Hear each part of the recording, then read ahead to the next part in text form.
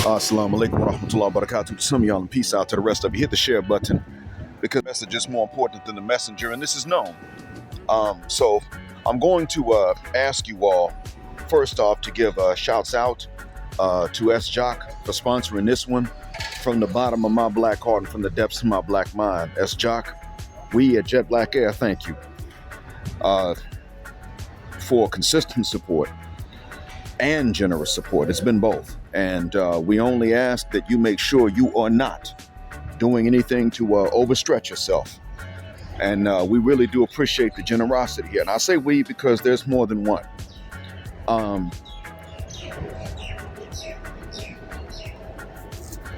want to tell you what this has to do with the world, really. There is now a direct link in between the black gender war and what's going on in the rest of the world. Black men did not fail to keep Trump out of office the way that black women have been saying, but you're the boogeyman. I say you because oftentimes sisters don't necessarily treat me like I am the boogeyman the way that they do other brothers, more recognizable brothers. Now, there have been times they've treated me as if I'm just as yucky or disgusting. When other times they've not. But I've not necessarily been treated like I've actually been treated like I'm not enough of the boogeyman. But you guys have been treated like you're the boogeyman. So much so that when you voted for and against Trump or not at all, in the same percentage as 4 years ago and 8 years ago, you are still blamed as if you failed.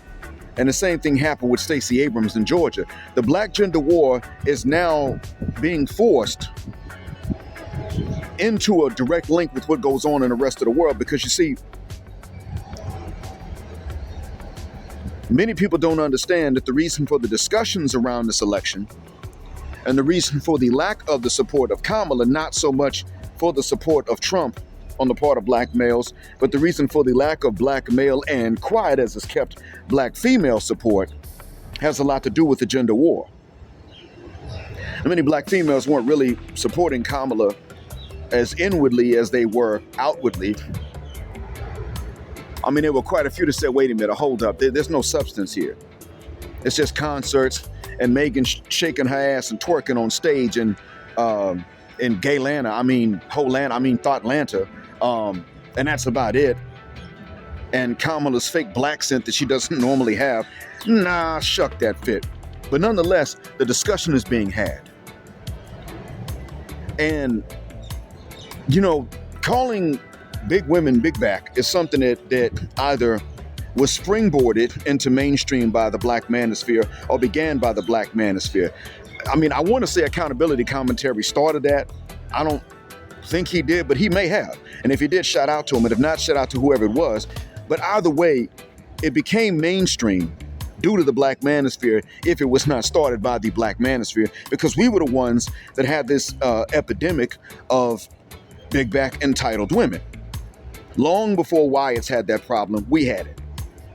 And to a certain extent, I can understand. I mean, I will say this, when you put extra weight on a black woman, she still looks better than women of other races in general with extra weight. She can afford to get extra weight on her extra pounds before she's just unattractive than women of other races could. But you get the idea. That's beside the point. I just understand to a certain extent how the beginning of this entitlement started at the beginning, not the degree that we have now. But see, now, a student of mine, former student of mine, a sister, from back when I was teaching in Riyadh, just asked me, well, what do y'all think about Trump winning? And I told her, well, to be honest with you, as a black Muslim, my thoughts are different than many other black men's thoughts. Many black men do feel like whether they voted for Trump or not, many weren't going to support, but they do feel like he's going to support less BS than Kamala Harris would support. That's how many feel. So, to be honest with you, I don't think that most of us are jumping for joy that he won, but this has led to something going on between black men and black women in the States now taking center stage in other places. And she said, yep, I thought so. That means she's the type that keeps up with social media. And when I asked later on, Well, look, listen, let me know how you doing. What's good? How's everything? She said, everything's okay. Thanks for asking. I'm checking in. I hope your family's doing all right. I've been going to the gym lately to unbig my back, and I hope that I said that correctly in English. And I cracked up and told her, you absolutely said that correctly in informal English, of course. Formally, you would say to reduce the size of my back, but yeah, unbig your back is the informal way to say it, and that's according to the informal rules of grammar. Yeah, that's correct. Good job. This is a black Saudi woman repeating some of the talking points. Sounds to me that while she may believe in women's rights, which is normal, she ain't with the whole gender warring, fighting with these men, and turning your back on black men because of what other groups of men were able to do to black men. She ain't with that.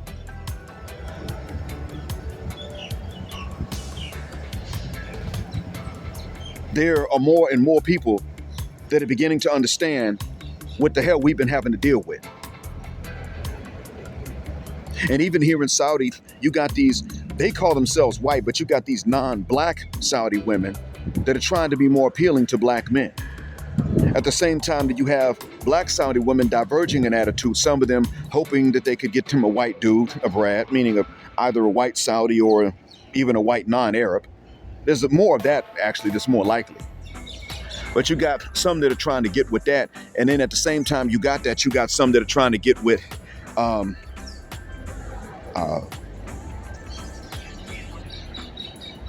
that are still into brothers, or at least they expect to marry brothers. But at the time they're expecting to marry brothers, they're realizing that, well, they're not willing to treat black men like they're anything special. These non-black Saudi women and Arab women in general are willing to treat brothers like they're something special. Making passes at black Saudi men, they don't make it men of their own race, inappropriately at times. I'm not bragging about that. What I'm saying is that there are times they're willing to throw out the rules of propriety and modesty to try to make passes. They tried this with my man B Deep. Shout out to him. Assalamu alaikum, brother. Yeah, he raps. You can see him on YouTube, B Deep /Dark Matter. And when he's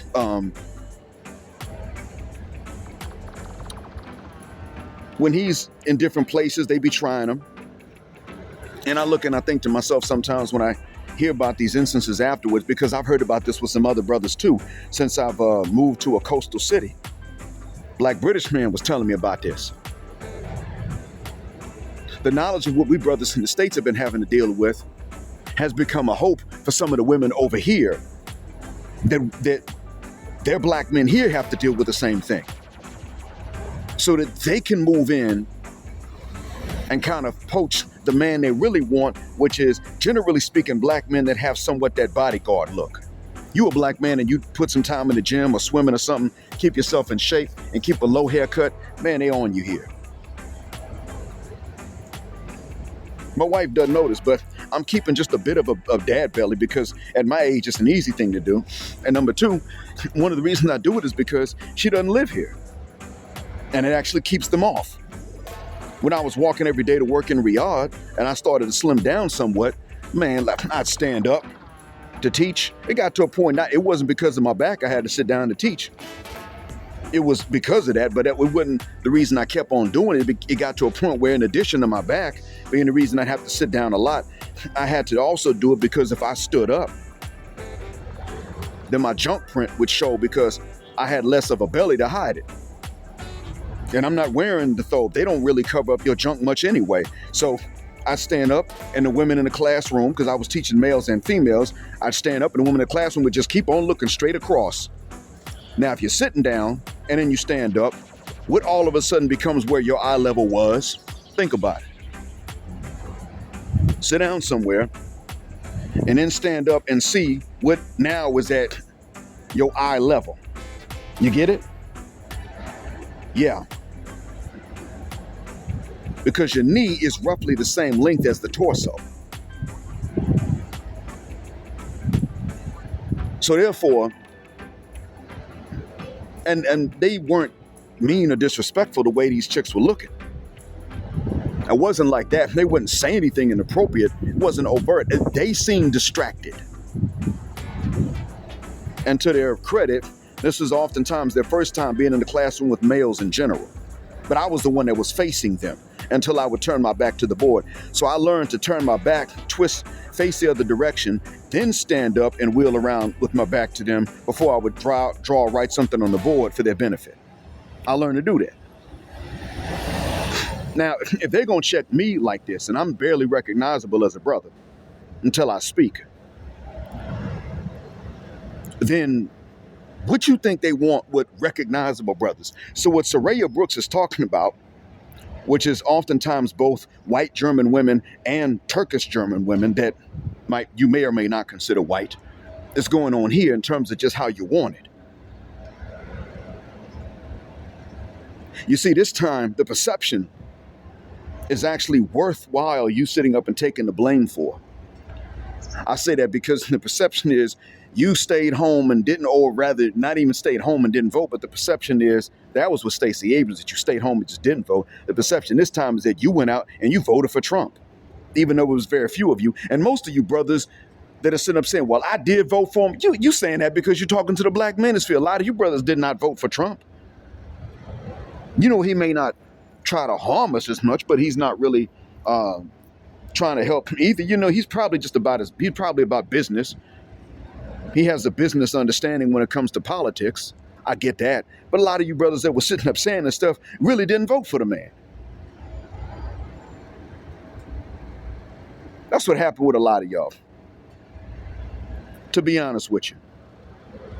You just sit up and saying it now because you understand the political value of taking that strategy and saying, yeah, you know what? I voted for him. So now you start learning to do what the fuck I tell you, and you stop going against me every goddamn time. It becomes a question of policy. Stop opposing me every goddamn time. Next time I start, am I my brother's or my brother's keeper? You don't get in the way. You don't say a mother cuss word thing, or I'm going to put your worst enemy in office, bitch. And you're learning the political value of that strategy. And even though we were not the ones that put Trump in the White House coming up on January 20th, the perception is that we were. And because of this perception, there are people that are now talking about this and understand. I know here, the Black Saudis did have some knowledge, a little drip drop knowledge of what was going on between men and women, specifically between Black men and Black women. And I haven't asked them a whole lot. But sometimes what I gather is that some things like this happen as well, because I hung out with some brothers before. I told y'all about it. Got together with some brothers, hung out with them, and guess what I found out in that case? When I hung out with some of these brothers, man, I found out that a lot of them were married to women from India. Or they were married to women from elsewhere, and I was like, yo, what's going on? I didn't ask what it was. I mean, when they're married to Indian women and they're out in public with them, the way the women are covered up, you think she's just a lighter-skinned Black woman. Until she speaks. And that's if you hear her speak. But that told me something. A lot of these bros ain't married to sisters. So what's going on here? Makes me wonder if the same thing, either the same thing is about to happen, or it's happening on a much, much, much scaled down version and level, or it's the same thing going on. And so this is an example. You guys are now becoming an example for others who are losing the patriarchal orders that they have had. You're becoming an example of how to fight back against something like that. You don't let them tie your manhood into how well you're willing to provide for and protect women that don't listen to you and don't do what you say and undermine you in any way. You don't apply the benefits of the patriarchy to any ladies that go against the patriarchy, undermining it, and you find out about it.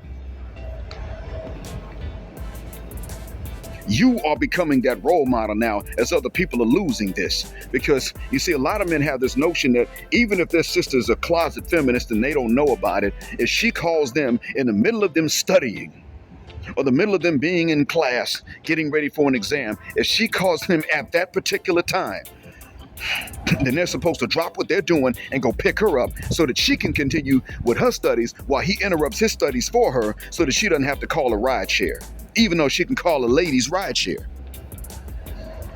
Her class gets out early, call my brother, interrupt him. Now, you know the real reason they do it? Because they cheap and don't want to pay. When they take the ride shares, they try that stuff. They be trying all kind of scams and everything else to take a cheap or a free ride share. They sit up here and do stuff like, do I have to pay for this ride? And when the driver's like, of course you do. I got to burn gas and everything. That's how it goes. Well, if you don't apply this ride for free, I'm going to turn around and say you harassed me. You got rideshare drivers now got their phones recording all the time. Got a second phone just to record. Can you imagine that? Because you got women that earn their living by extorting me. We're talking about here in this country. They'll sit up and say, look, I'll bring this case. Now, you can buy her forgiveness and then she drops the case, but she'll bring a harassment case.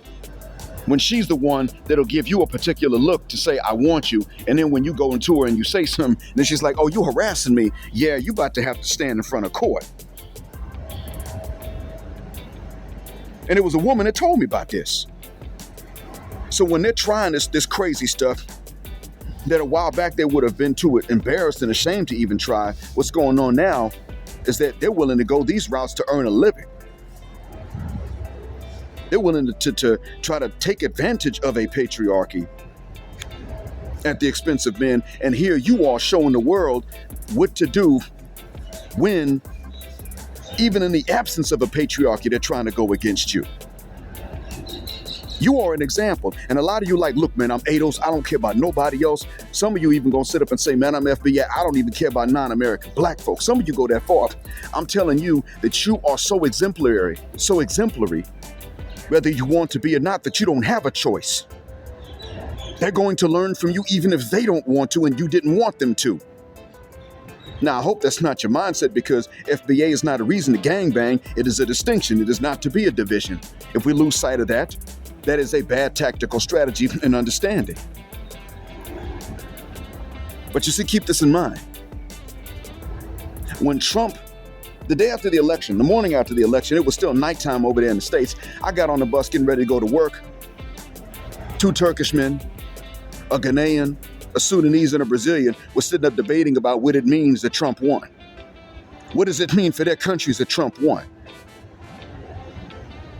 And I began to realize, I even told the man from Brazil, look, bro, I'm gonna let you know right now.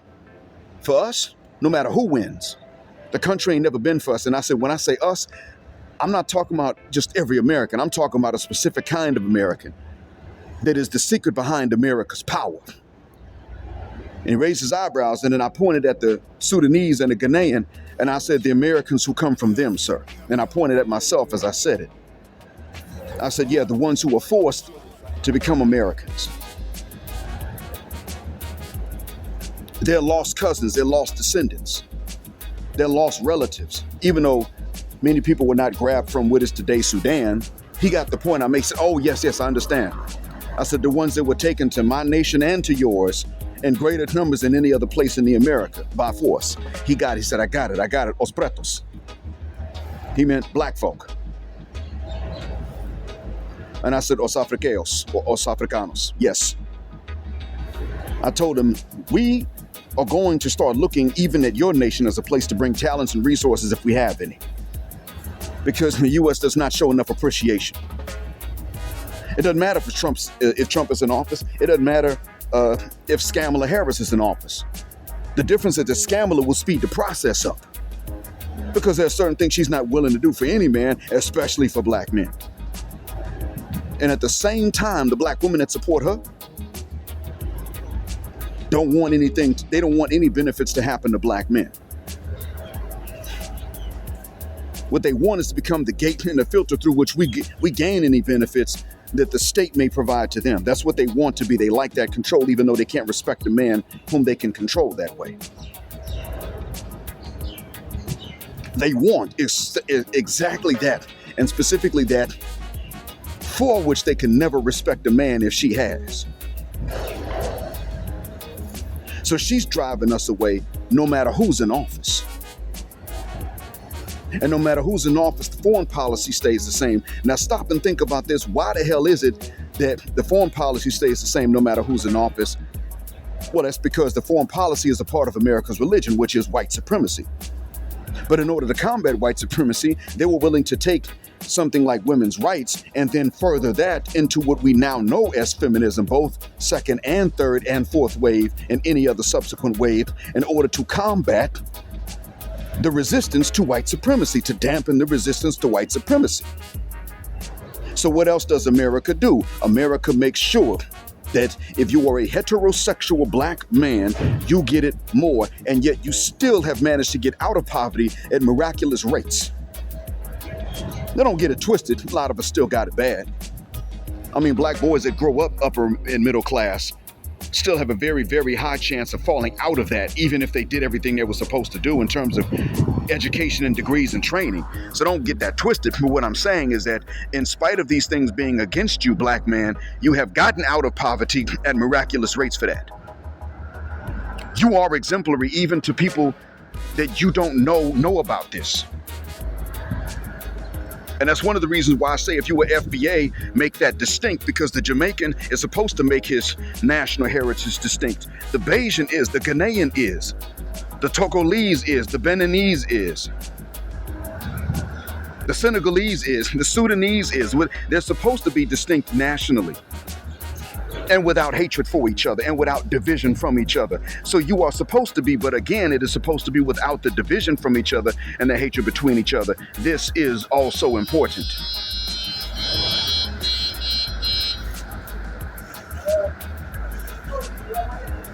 This is what's supposed to happen.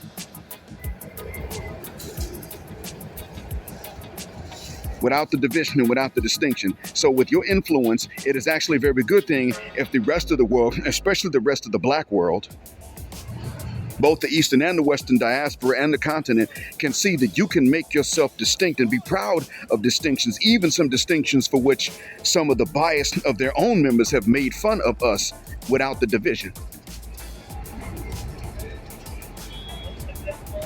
Some of them have this notion, that we are the least Africanized of all of the nationalities, the least black of all of the nationalities, even though we're the ones who define ourselves by our blackness. Some do, but others of them are able to look and say, no, we got it. There's a lot we can learn from them. Whatever they can learn from us, they may really just not know because of the lack of exposure through American media, but there's plenty that we can learn from them, and we know this.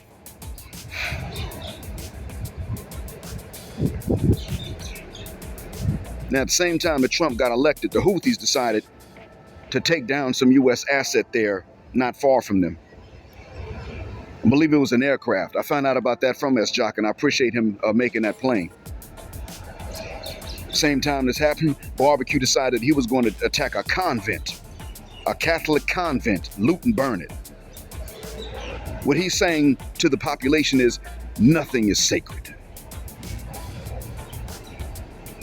So what many people are doing is that they're showing that they can respect the idea of a strong leadership and a decisive leadership, even if it is coming from a sick man like Trump. They can respect that. But that by the same token, they're going to continue in the ways that they were planning to continue in the beginning. They're saying they understand that Trump's going to have he's going to have an effect on their nation. But by the same token, they're not going to make him their president. That's what these statements are intended to send out. But remember, the foreign policy stays the same. And in one way that the domestic policy stays the same is that you, that straight black man, especially the straight black Muslim man, are to be treated is as though you are toxically masculine. That is how you are to be treated. The same way that a particular nation committing gin on the side against another group is always to be supported and never to be underfunded and undersupported against the enemies they made. Yeah, that's always going to be the case. It's the same thing with you. You are not to be supported over Boonshik and Bonquisha and Sapphire. However, there is an interest what they're saying is, in a nutshell, they don't particularly care if you leave. I think they're going to change their minds about that. So they'll stop their support of her because they're not interested in her stopping you from leaving. They're interested in her stopping you from rising. You've already begun to rise. So let's say if they can't just come along and take everything by force, so they're not willing to do that in front of the rest of the world watching, then they'll just say, okay, well, you know what? You want to go and we don't mind you leaving. She can't stop you from that. We're not going to support that. And she's mad because she's like, I thought I was the prison guard. I thought I was the correctional officer. I thought I was supposed to keep them on this plantation for you. And he's like, well, it doesn't matter if they leave. We just don't want them over running us over. And you kept them from that. If they leave, let them. Well, what is I'm going to do, massa? Either we'll find something for you to do or you leave too. But you ain't to stop them from leaving the plantation. We don't need them around like that if they don't want to be here.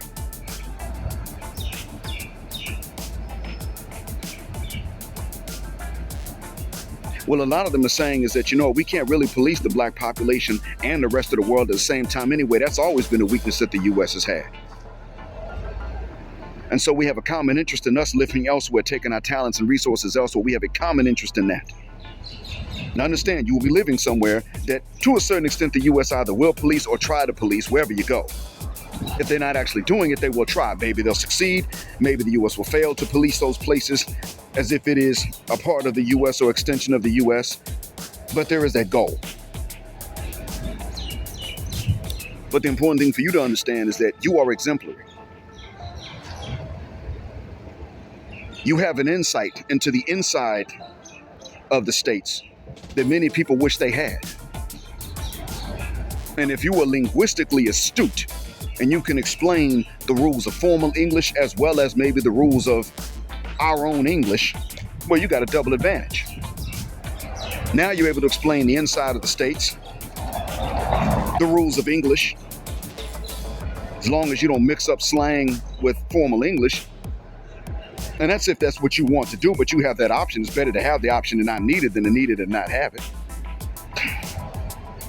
And not only that, but when it comes down to feminism and patriarchy and matriarchy and misandry and all of this that which the black manosphere is aware, you now are damn near an expert.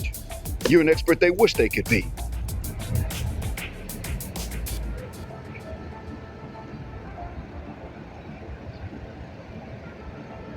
And there was one, I saw this happen once when I was meeting with them brothers before my last trip to the States. I met with them and I told you all about that. And in one conversation I had with one of the Hausawi brothers, I mean, that's his last name, Hausawi. And a conversation I had with him, he said, I will give the Arabs, meaning the non-black Arabs, credit for one thing. He said, their hospitality is off the chain. The hospitality is excellent. As a guest, you are quite welcome and spoiled. He said, we, the Africans, are not quite that generous. Even though we're nice and friendly, we're not as hospitable as they are. And I said to him, let me ask you this, man. If one of the non-black Arabs has a guest, what is his wife's attitude towards the hospitality that he should show the guest? And he said she's probably going to say, yeah, you should be hospitable. We're Arabs. It's a part of our honor. And I'm like, okay. So she encourages it. What is the African woman's attitude towards the hospitality that the husband should show? Does she say, look, don't give this away and don't give that away and save something for us? And are you about to sit up here and feed him the last of our food? Does she act like that? And he said, yeah, that's true. Right there. I wouldn't talk about black American women. I was not mentioning them. I didn't say that. We were talking about black women, period. Without distinguishing between our two nationalities. Him being a Saudi and me being an American. So understand now that other men's eyes, and especially other black men's eyes, are going to be on us. And so it is a good idea to even so much as say to even other men, we really didn't cause this, but we could have. We now realize that we could have if we had wanted to because they said so. And now we're going to teach them a lesson for the future. They admitted, they confessed, to a particular power and ability that we do have, even though we didn't use it this time, and we're going to teach them a lesson should they get out of line again. They can leave us. We don't mean teach them a lesson for that. But when they disrespect us, try to mommy us, try to tell us what to do, and then turn around and still say that we have to be the providers and the protectors, we're going to get on that ass. We're going to give them exactly what the hell they don't want, because that's who the fuck we are and that's what the fuck we can do. And we don't owe more than that. We don't owe them the benefits of a patriarchy, provision and protecting and providing and problem solving, if they're going to try to undermine us all the mother cuss word time. And you don't owe that either. So even if you were sitting in your classroom, young brother, and your Professor Black is going over some things before the next English exam, and your sister calls up because her class let out early, but I'm not dismissing my class early, and she's going to ask you for a ride home, you let that phone ring. And what is the reason I say that? It's real simple. Because you see, your sister does not have to have her education and her degree to qualify for a husband. But in order for you to qualify for some vagina, for a wife, you see where I'm going with this, you got to have yours in order. So how dare she feel comfortable calling you in the middle of your education and interrupting your process of qualifying yourself for marriage, and then tying your manhood to your willingness to drop everything and go pick her stank butt up. No disrespect to your sisters, unless she's disrespectful to you. And take her home because her class got out early while yours is still going on, and you need those lessons for your exam because your English sucks, your physics skills suck, your math skills suck. And part of the reason that they suck is because you're always getting phone calls from your sisters in the middle of your studies, and you don't have this foresight to turn your mother cuss word phone off before it gets to that point, so that when she calls, she hears that your phone is off and she can't even blame you for ignoring her calls. You didn't know that she was calling, and she knows you didn't know. Instead of the foresight to do that, you leave your phone on so that any and everybody can interrupt you, and you don't have the fortitude to say to him, listen, I'm in class. Wait till I'm done, I'm gonna call you back. You don't have the fortitude to do it. And when your sister starts acting like, well, you ain't no man because you didn't answer my phone call and drop everything, you need to say to her, listen, do you want me to be a man enough to get married? You know, a lot of your sisters don't care. I'm talking to the men that are out here. And you brothers too need to understand that you're going to be an example for these men, because these men are about to go through it. They're about to catch it. They're not going to be able to get married. They're not going to be able to date either. Not that I want them to. They're not going to be able to do any of these things, but somehow their sisters are going to be able to find husbands. And when they turn to their sisters and say, listen, I was there for you when we were growing up. I would drop anything to go and pick you up just because your class let out early. I need you to help me. She'll be like, but you need to get your education in order before I go looking for you a wife. What you want me to do? Find you a wife and you ain't got no money and no job, no degree? Yes, that's what the F I want. Well, I can't do that to women. You're my brother and I love you, but I got to look out for my own kids at this point. Oh, the kids you got because you were able to get married? Even though I helped you to get the qualification you didn't even need to get married? Yes, I have to look out for my own kids, and I got my own husband to take care of. Oh, the husband that dad and I let you marry? Let marry you? Yes, that guy. Yeah, I need to look after him and the kids first. You a grown man, you figure it out. That's what they're going to get for what they're doing. And so right now they're in a position to look at you and say, hold up. If this is the patriarchy that we got to maintain, and this is the sacrifice we got to put in as part of this patriarchy, that we're not going to let these same unappreciative broads link our manhood to throwing away the opportunities we have to qualify ourselves to become patriarchs. That's what I wanted you to understand. You're the example of that. You may not want to be. You probably knew and forgot or did not know that you are. These other men, to a certain extent, might forget the extent to which you are, but now you know, and they do know, even if they forget the extent, that you are in a prime position. You are the example, and you're in a prime position to be the example, because without the benefits of a patriarchy, or our own patriarchy, you are learning how to resist their gynocracy and their misandric gynocracy. On top of that, their hyenocracy. So if they have the remnants or the framework of a patriarchy left over, despite certain advances in feminism that have happened, they certainly know what it's going to take in order to prevent it from getting worse. and eroding further.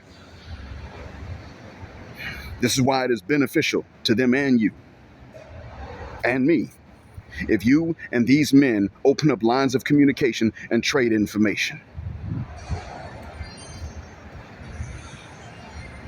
And what you have been blamed for, even though you didn't do it this time in this last election, is going to be one of the main things that's going to bring this back to the forefront of their attention. I hope that what I've said helps you. I mean that, and them. If it helps you and them, it'll help me. From the bottom of my black heart, from the depths of my black mind, I hope so. Again, shouts out to SJOC for bringing this to our awareness and sponsoring this. Black heterosexual non-select male power because they don't like it, and black patriarchy until extinction of Judgment Day. Thank you for flying with us again here on Jet Black Airways, where the phrase jet black is also a verb. As always, keep jetting black with us till the wings and the wheels fall off. Gender, justice, forever.